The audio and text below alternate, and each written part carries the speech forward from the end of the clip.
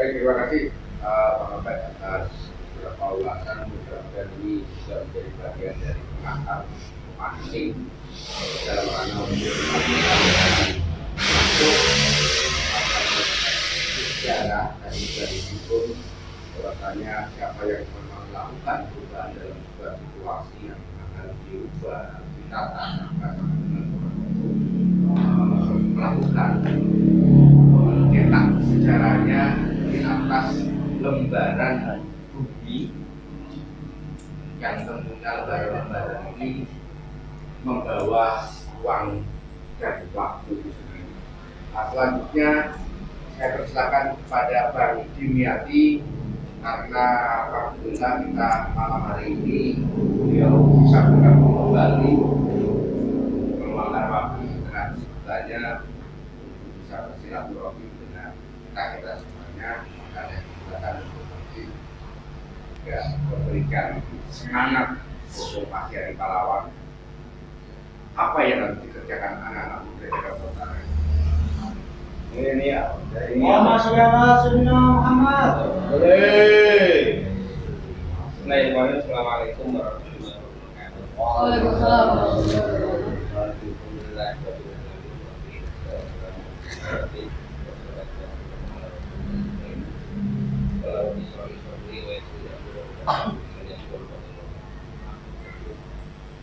Kalau seperti yang saya katakan, ya, soal ada teroris dan semua yang kita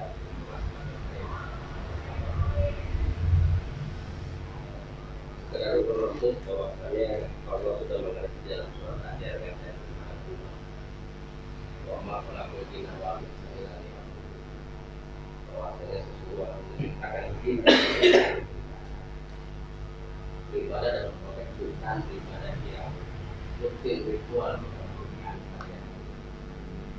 dan ini juga bahwa rutin organisasi yang itu tidak melanggar agama apapun atau sebagai rutin dan usul kepada Tuhan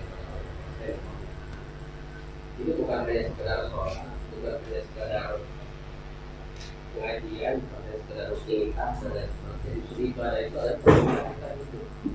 Ya, bagaimana kita melakukan aktivitas dalam tanda kutip aktivitas. Jadi ketika kita hari ini melakukan sesuatu yang positif itu baik, dan itu menjadi sejarah sendiri. Karena yang namanya ruang waktu itu tidak bisa berubah. Dia hanya sekedar menjadi kenangan dan jangka waktu tertentu. Dan bila kalau orang-orang tidak memanfaatkan momen itu, yang namanya momen itu satu kali. Bagaimana Mas Anwar mengatakan bahwa pada saat itu, dia selalu pada saat itu, ketika aktif di situ, gitu kan, nama saya tertulis mau ngawur, gitu. Itu menjadi sejarah sendiri. Dan itu berarti apa?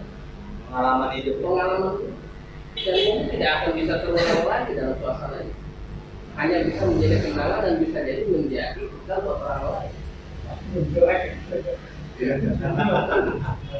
Ya, itu tidak persoalan hanya persoalan jelek dan tidak jelek. Nah, kembali ke persoalan makna sejarah. Jadi sejarah itu kalau saya kadang-kadang suka berpikir dulu. Jangan-jangan kita dulu pada zaman Rasulullah sudah ada. Jangan-jangan pada waktu penjajahan dulu kita sudah ada gitu. Cuma kemudian bereinkarnasi lagi, terulang lagi, sekarang hidup lagi gitu. Ya. Karena kalau kita pikir kita kaji bersama, kecenderungannya sejarah itu selalu berulang. Ya. Selalu berulang. Dan kadang-kadang kita menyadari ketika itu sudah terjadi. Tapi ketika kita mencoba untuk sesuatu yang baru, kadang-kadang kita berpikir apa yang mesti kita lakukan. Saya seringkali bertransformasi, berinquiry gitu lah istilahnya. Berinquiry gitu ya. Kontemplasi. Iya kan ya. Kontemplasi. Dan kontemplasi saya sih hanya jujur saja. Pagi-pagi kalau nongkrong di kamar mandi. Gitu. Itu sesuatu muncul semua. Ide, gagasan dan lain sebagainya. Ya, ketika ingin mencoba untuk menggagas sebuah ide, menggagas sebuah sejarah, menggagas sebuah sesuatu yang positif, itu ketika duduk di situ asik sendiri. Kadang-kadang kita menyesal. Misal mama ini pengalaman saya waktu itu di Koja pada saat itu ketika ngomong tentang apa sih dulu saya sebetulnya kenapa ngomong ini ya semakin, kenapa ngomong itu ya semakin, itu sebetulnya ada bagian dari proses pembelajaran kita untuk kita mencoba membuat sesuatu yang kemudian nanti menjadi sesuatu yang luar biasa dan bisa menjadi fenomena. Rugi kalau misalnya kita ketika ada sejarah itu tidak menjadi bagian dari sejarah itu, ya, atau menjadi korban dari sejarah itu kan, ya. Ini persoalan yang mungkin. Jadi justru bagaimana kita mencoba dalam situasi seperti ini, yang namanya sejarah yang positif, sejarah yang baik itu memang kadang-kadang buat orang-orang tertentu itu didesain, baik desain, dirancang benar, gongnya itu ada. Berbeda dengan orang yang alamiah, gitu, yang hanya ya kata Bang Apek tadi ya rutinitas saja sehari-hari, gitu, ya rutinitas saja sehari-hari. Dia tidak ada sesuatu yang begitu kuat di sini. Kenapa? Karena sudah biasa begitu saja dan tidak menjadi catatan tersendiri. Tapi ketika didesain, dirancang sesuatu yang kemudian gongnya itu akan diarahkan, itu bisa menjadi sebuah sejarah yang baik.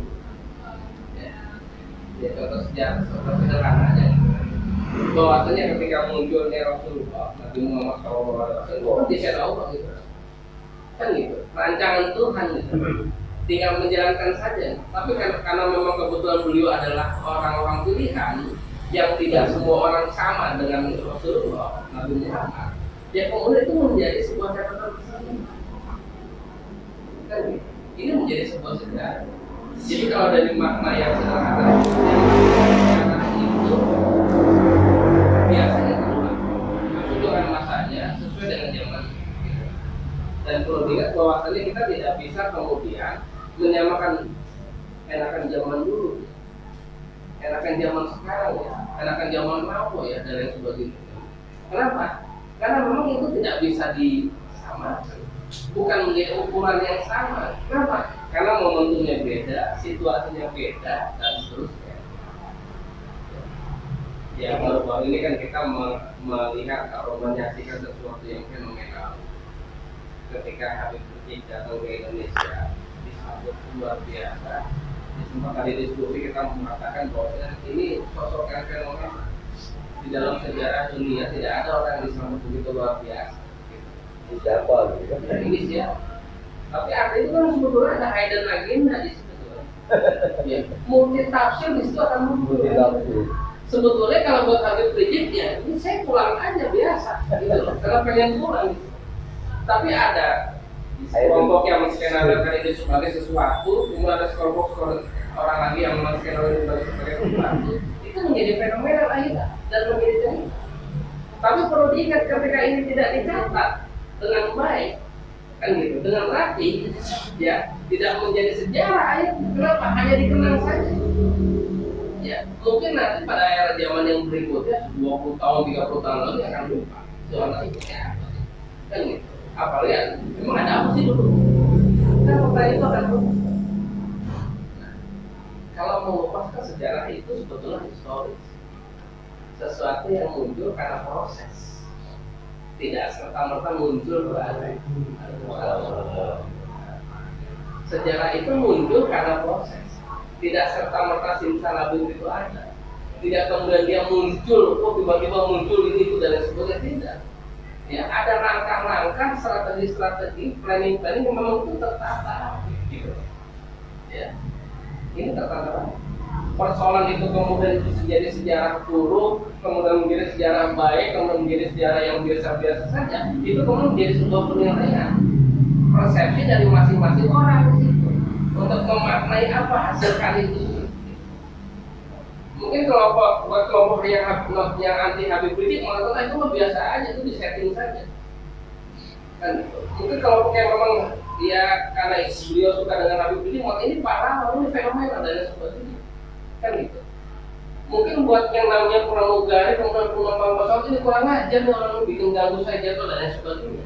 Ini persoalan itu akan muncul. Ya. Sejarah itu biasanya memunculkan itu. Gitu. Tinggal siapa yang kemudian memaknai persepsi itu. Gitu. Nah, artinya yang tahu betul bahwa itu dia sejarah yang real, sejarah yang hakiki, ya sebetulnya adalah ya pembuat sejarah itu, bukan menjadi korban. Ya mungkin yang namanya penumpang pesawat itu korban sejarah, kan gitu. Penumpang pesawat itu korban pesawat gara-gara ini, jadi nggak bisa terbang, ada jam ini kan gitu. Ya, dan itu menjadi sejarah dia juga. Gara-gara seperti ini saya jadi jalan kaki dari Tol Cawang sampai ke bandara kan gitu. Ini menjadi sejarah dan menjadi cerita. Ya. Ya. Ini kan kalau bukan by design, ya, itu persepsi sejarah itu akan berbeda-beda. Ya. Tapi kalau by design, itu sejarah itu akan sama. Contohnya by design. Ya, sederhana, proklamasi kemerdekaan, Sumpah Pemuda gitu. Ya, lagu Indonesia Raya. Ya, itu sama persepsinya. Siapa yang menyatakan tahun 17 Agustus kemerdekaan buat bangsa Indonesia, tapi orang menyatakan ini sejarah yang tidak akan terulang lagi, kan gitu. Dan nggak mungkin kita akan perang lagi dengan Belanda, dengan Jepang, dengan Portugis dan seterusnya. Ya kalau bahasa orang yang politik lain tidak lagi. Saat ini kita juga sedang dijajah, gitu. Cuma kita nggak terasa jajahannya, bukan pakai senapan dan sebagainya. Ini mungkin pada saat yang akan datang itu menjadi sejarah. Jadi artinya sejarah itu masa lampau yang kemudian dikenang lagi, bisa itu diulang lagi, itu bisa menjadi sebuah catatan dan bisa itu menjadi bagian dari introspeksi ya. Jadi kalau ketika kita bicara tentang konsep sejarah, kalau misalnya kita tidak memaknai sejarah itu sebagai sebuah proses pembelajaran. Kalau misalnya kemudian sejarah itu tidak dimaknai sebagai sesuatu yang menjadi introspeksi kita untuk baik, benar dan seterusnya. Ya. Ini dan memang Tuhan sudah mengatur kepada kita semua. Kita memang ya apa adanya itu situasi kita. Cuma ketika kita menjadi sesuatu yang rutinitas dan kebiasaan saja, ya mungkin kita tidak akan bisa menjadi orang yang membuat sejarah. Sehingga pada akhirnya kita menyatakan bahwa ya, kapan lagi kita bisa membuat catatan penting buat diri kita, catatan penting buat hidup kita, catatan penting buat kita bisa dikenal orang lain. Ya. Dan kalau ada bahasa mengatakan kalau harimau mati meninggalkan belangnya, kalau manusia mati menghilangkan kesan budi baik dan lain sebagainya, itu bisa menjadi sejarah. Tapi jangan jadi catatan juga, jangan jadi sejarah yang semua orang bisa melakukan hal yang sama, kan gitu. Mestinya yang membuat sejarah itu sesuatu yang memang fenomenal dan kemudian orang mengatakan dia beda dari yang biasa. Itu yang lebih menarik. Jika kita mau dalam posisi yang mana, apakah kita menjadi orang yang biasa-biasa saja, orang yang fenomenal, atau orang yang memang inspiratif dan kreatif, inovatif. Ya. Sungguhnya kalau Tuhan itu sudah maha adil, ya, menciptakan manusia dengan potensi yang sama. Ya. Tuhan itu adil, menciptakan manusia itu dengan potensi yang sama. Yang membuat beda itu bukan potensinya. Yang membuat beda itu apa? Karena kesempatan. Kadang-kadang karena kesempatan itu sehingga kita tidak bisa umum. Ya, itu. Jadi bukan kita kemudian protes kepada Tuhan, kita protes kepada kenapa kita tidak melakukan kesempatan yang sama. Dan yang namanya kesempatan itu biasanya dikejar tidak kita. Itu asal kita ada inisiatif, ada niat, jadi kemudian ada doa. Ini kuncinya sebetulnya di sini. Kita sama semua lahir dengan potensi yang sama. Kalau kata Caroy itu ada yang disabilitas, justru dengan disabilitas itu menjadi sesuatu potensi yang luar biasa, yang berbeda dari yang lain. Ya, kadang kita protes kepada orang yang disabilitas itu, bisa apa sih, ternyata dia bisa hafal 30 juz. Tanpa bisa melihat, bisa dilakukan. Nah kita yang normal nggak tahu. Itu menjadi introspeksi. Jadi artinya kalau menurut saya, ketika kita mencoba untuk membuat sejarah, ya kita jangan membuat sejarah yang sama semua orang bisa melakukan hal yang sama. Justru bagaimana kita bisa lebih unggul walaupun sedikit, gitu. Ya sehingga orang bisa mengenang kita menjadi sesuatu yang baik, sesuatu yang positif, sesuatu yang bisa dikenang dan sesuatu yang bisa diingat. Bahkan bila perlu bukan hanya sekedar bisa dikenang juga, tapi sesuatu yang kemudian bisa dibaca. Karena ketika kita coba baca dalam sebuah tulisan, itu tidak akan hilang sampai kapanpun. Tapi kalau kenangan, ingatan, dengan ganti orang, udah ganti lagi cerita, persepsi dari situ. Saya kira sebagai pengantar diskusi itu ya. Assalamualaikum warahmatullahi wabarakatuh. Terima kasih.